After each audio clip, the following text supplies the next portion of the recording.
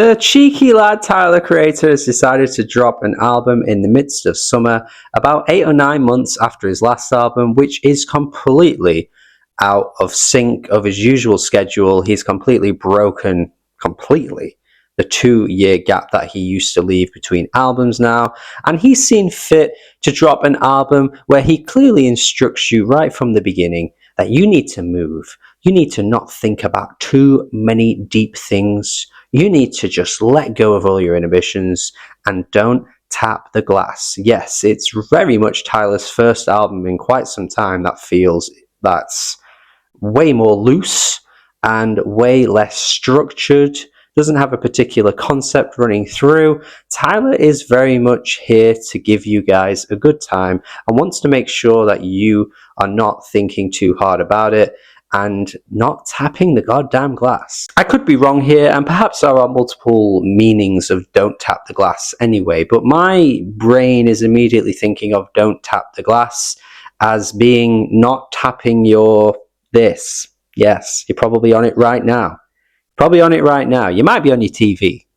YouTube TV has become a bit of a popular thing, actually. But yeah, the chances are you're on your phone. And I think that's what Tyler's talking about here. I think Tyler's talking about when you're on the dance floor, perhaps when you're at a concert, I don't know, when you're trying to be in a place where you can lose all your inhibitions, you need to stop going on your phone, being too self-conscious of yourself, and just lose it, man. Get your body moving. I think he thinks, and he said already in like tweets and stuff and posts, that like people seem a little overly self-conscious now. People aren't as like, ready to just lose it and dance and let your body go.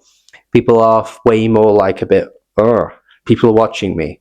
And I don't know, I think that's probably always existed, but perhaps there is maybe a shift in the younger generations that maybe that's more common now.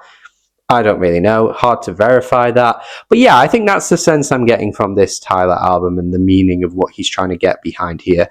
He just wants you to have a good time. He doesn't want you to think about too deeply here. His last album was his deepest album yet in terms of unfolding and getting into like the nitty-gritty of his childhood and where he is today and how he sees himself, his insecurities, where he should be at this stage in his life when he's in his mid-30s. Should he be, thinking about having children? Like, that was an incredibly powerful album that took on so many different, aspects of himself. And it makes a lot of sense that he just kind of wants to go, okay, that was heavy. Let me just drop an album that's fun, silly, danceable, and yeah, less to think about. And in concept, I think that's a great idea because Tyler is known for making very loose, fun, youthful music, despite the fact that he is now in his 30s, which isn't considered a youthful age, obviously. Like, yeah, Tyler is very much the guy to be doing this, I would say. He's always had an excitability to him. He's always known how to drop a banger. And for an entire album, you would think this would be potentially his best ever work because he's just focusing on those aspects that he's really good at doing. But honestly, it's come out just all right. I think it's fun. I think it is doing what it says on the tin. It achieves what he's basically telling you it is going to be. But I don't necessarily think it makes for the best tracks the whole way through, and it certainly doesn't touch. Honestly, his last, 5 albums? For me personally, I don't think so. Is that controversial? Maybe for some, but probably not. I think his last 5 albums have been he's been on an insane run. Like, his run has been crazy, man. Like, some people would even include Cherry Bomb in that too. Cherry Bomb. I personally wouldn't, but you could, and I get it. But yeah, his run has been immaculate, to be fair. So it's very hard to keep up with that. But the reasons why I think it falls short aren't just because I don't know how to have fun. I know how to have fun, guys. I know how to have fun. I have a bit of fun sometimes. But the actual quality of the tracks, yeah, they're just fine. I think Big Poe falls short for me in the fact that the energy, I just don't think is like matching the beat, really. Like, Tyler comes through, he's got a bit of like a thing in his voice, it's a bit like, I don't know, it's not quite like matching the flow of the beat. Pharrell comes through as well. Hilariously, he did say that like there's no features on this album and stuff, but clearly with the first track there's a feature. But yeah, I don't know, man. Like Pharrell rapping, I'm not really like enamored by it. I'm not like blown away by it. Pharrell is a mainstay for Tyler, of course. Like Tyler is a massive Pharrell fan. Obviously, if you didn't know that, I don't know what to tell you. But yeah, I don't think this combination is fireworks or anything. It's just fine. I think when Busta Rhymes comes through on that sample, that's the energy this track needed. Like that part's crazy. I'm loving it, man. That's what this track was wanting. I just don't think like it completely like explodes in the way it's meant to. Conversely, Sugar on My Tongue sounds more like a Timbaland track than it would do a Pharrell track, which is quite funny, really, considering how, obsessive he is with Pharrell. But this track feels way more like Timbaland from the 2000s. It's got a great kind of like Justin Timberlake type beat. It's got a nice knock to it. But yeah, again, like Tyler comes through. I'm not like absolutely like wanting to rave. I'm not wanting to like, lose myself. I'm just listening to the lyrics and, the sugar on my tongue. It's a little corny.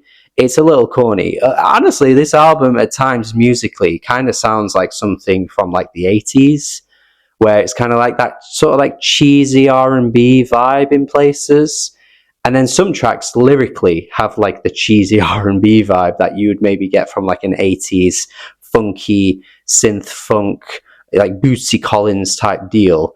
And yeah, I just think these lyrics are a little like cheesy, and I'm just not really feeling it all that much. The gooey synths as well feel very familiar for Tyler. He's got lots of tracks like this under his belt.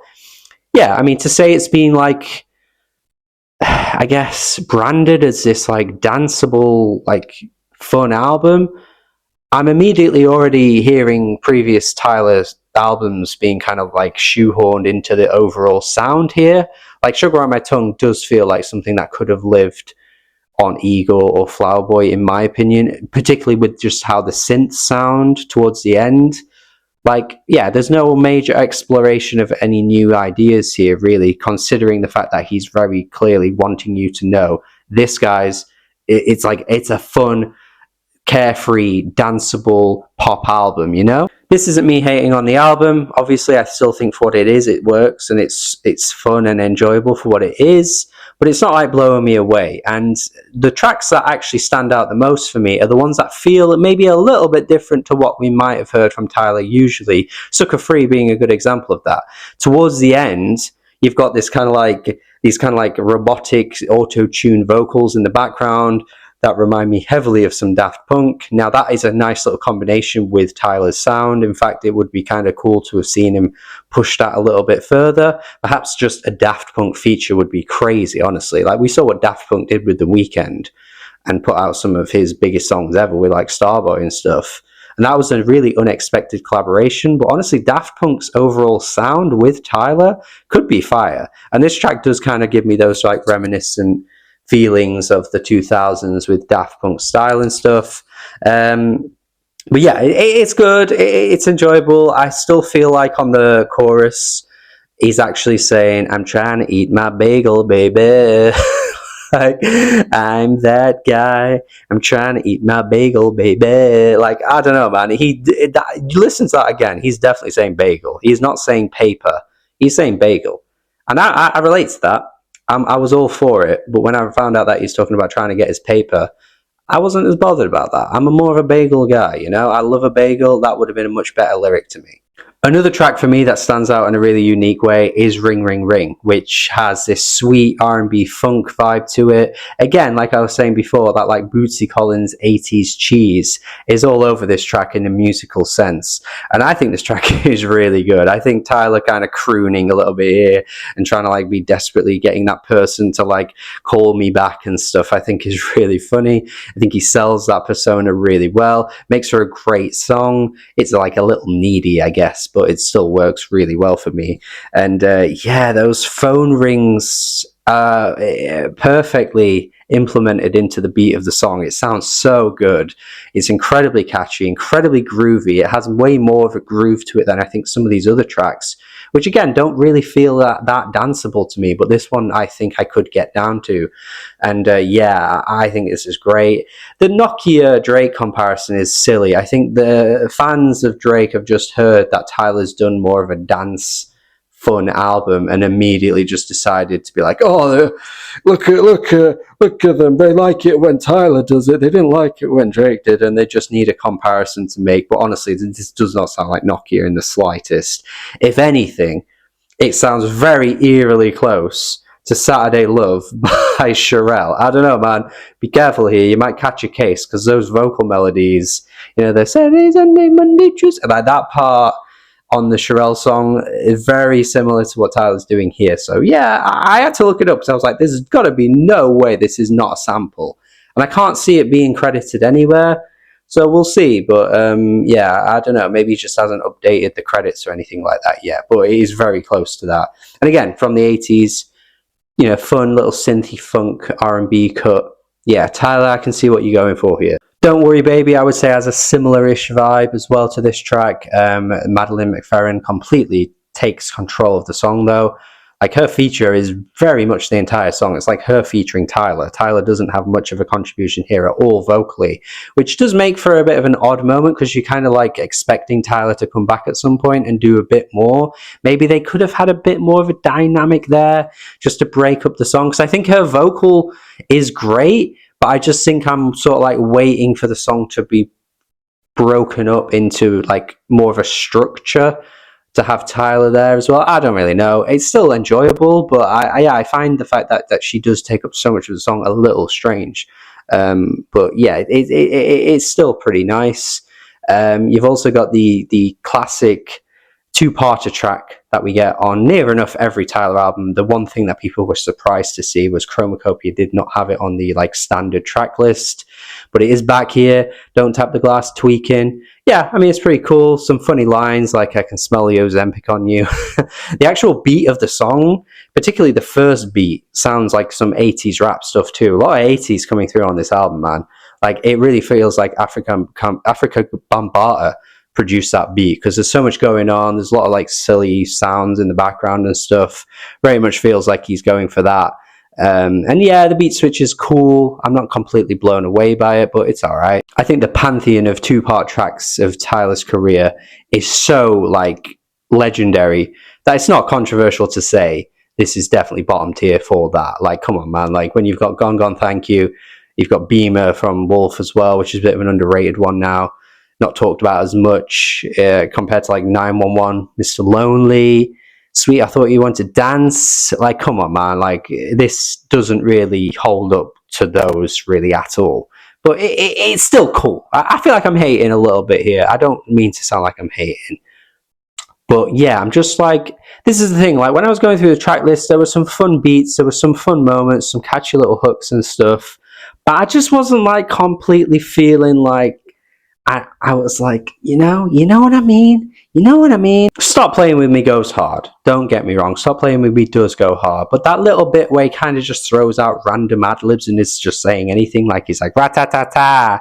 And then it just feels like, and I think Tyler has done this, but it very much feels like it's been cooked up in a very short period of time.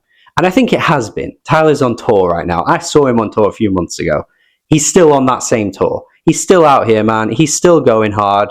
Like, Tyler probably has just cooked this up very quickly and hasn't put that same amount of, like, that extra spice into it, that extra sauce that goes into Tyler albums. You just feel that missing here. And I know, again, he doesn't want it to be a concept, but even aside from that, it doesn't have to be a concept. GNX by Kendrick is less thoughtful compared to his other albums. It doesn't really have a through line concept, but it felt like, there was a bit more going on than I think some of these tracks, if that's a comparison that's even fair to make, which I don't know if it is, but I think you kind of get what I'm trying to say. And let's make one thing clear here as well, right? A lot of the fans have been saying, oh, everybody just hates Fun because you don't think this album's good. I'm not saying this album isn't good. I think it is good. But that notion, that narrative just doesn't work for me at all. Tyler, across his career, has consistently made fun, upbeat, explosive bangers that, dare I say, are danceable on all of his albums near enough. Like, those songs exist across Tyler's entire discography, and no Tyler fan has ever turned their nose up to any of them. In fact, there are bloody songs on this album that have similar vibes to previous Tyler albums. You know, some of those harder hitting bangers, they existed on Call Me If You Get Lost. There were tracks like Lumberjack. There was Sweet I Thought You Wanted to Dance, which has a more danceable melody to it. There's tracks from Igor. Stop Playing With Me is basically like a lighter version of the beat from What's Good. Like, the What's Good beat goes way harder, and I feel like I could mosh harder to that than I can with Stop Playing With Me. There's I Think, which has a great groove to it as well from Igor. Flower Boy has tracks that are, again, more carefree, that are more, again, catchy. They're not as, heavy in the concept. Like, these songs have always existed. The last Tyler album, Chromacopia, had Ratata and Sticky. There are songs on this album here that sound like those two songs. Like, I just think this narrative is a little tired. I want Tyler to have fun. I want Tyler to make fun music. I enjoy Tyler making fun music. But this album just isn't living up to all those times he's made those fun songs, okay? Do you get what I'm trying to say? Everyone's saying that Chromacopia has no bloody replay value now, which I don't even understand. But that album had songs like this, like I just said, Ratata, Sticky. You already had those songs. So, yeah, it's a cool album, but Tyler's done bangers before and danceable, fun songs before that hit harder than the tracks here. That's just how I feel anyway. It's a good album, don't get me wrong. It does what it says effectively. I enjoy what's on, but I think the quality of the songs could have been better. I think it could have hit harder in places. I think Tyler could have had more tidier hooks, and the choruses could have, in places, been stronger. I think there could have been, I guess, like a deviation from his previous sound. Like, if he's going to go in and go dance, like, let's do less Pharrell and maybe more Max Martin. Like, he could have really, amped this up for me personally. I think this could have been a lot more fun than it was. It still is enjoyable, but I don't think it goes to the level it could have. But at the end of the day, I'm not too fussed. We literally just got a Tyler album. I still think that album's great. It was in my top 10 of last year. I'm not going to hold Tyler to a heavy scrutiny for this album. He doesn't often do this, where he drops really close after his last one. He's probably not going to do this again, and I'm not going to hold Tyler to, heavy on the critiques here. It is just a throwaway, fun little album. It's good overall. I think a 6.5 out of 10 from me is fair. It's where I'm at. I enjoy it. I didn't even mention I'll Take Care of You, but that has a really sweet melody on there as well. Very reminiscent of stuff from Igor for me personally, but yeah, there are good tracks here. I do like the carefree vibes, particularly on Ring Ring Ring. I like the nostalgic vibes that tracks like that give off. It's good, but yeah, in comparison to the last 5 albums, I think this ranks right at the bottom for sure. And honestly, I'd put Wolf above this too, which I think some people think is controversial because not everybody seems to love Wolf. I think Wolf's fantastic. Yeah, regardless of comparisons though, for what this is as a standalone album, it's enjoyable and it's good. That's it from me though. I think, yeah, I'm a massive Tyler fan. If anyone has kept up with this channel, you'll know he's my most played artist. Follow my Last FM if you want. I've given all of his recent albums really high praise. I've talked about him in the best of the decade lists that I've done. Like, I'm a big Tyler fan, but, I'm not going to just call everything an 8 or a 9 out of 10 just for the sake of it. I think this one, 6.5, it drops a little bit. Still good, though. Anything above a 6 for me is good. That's how I'm feeling. Let me know your thoughts on what I was saying throughout the video. Definitely interested to see people's comments on this one, because I think this could be contentious. And the conversations around it have been quite fascinating to see. Let's see what you think. Do subscribe if you haven't already. Check out more videos on the channel. Have a good day, and goodbye.